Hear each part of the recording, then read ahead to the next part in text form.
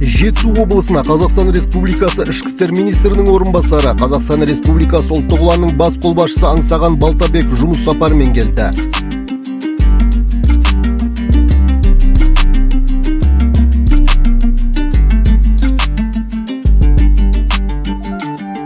Министрдің орынбасарымызға Жетісу облысы бойынша жедел ахуал тұрақты баяндатып, жедел басқармадағы пайдалы магаз.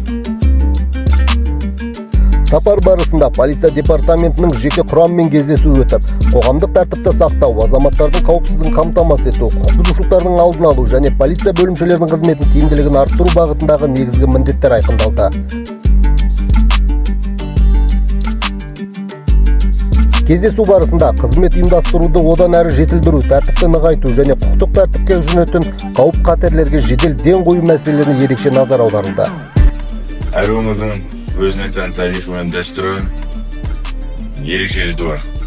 Бірақ қай жерде қызмет етсек те мақсатымыз ортақ, азаматтардың қоғамның қауіпсіздігін қамтамасыз ету, заң мен тәртіпті нығайту. Қауіпсіздікті қамтамасыз етуге жеке құрам дайын. Ішкі істер министрінің қойған талаптары, бұйрықтарын орындауға дайынбыз.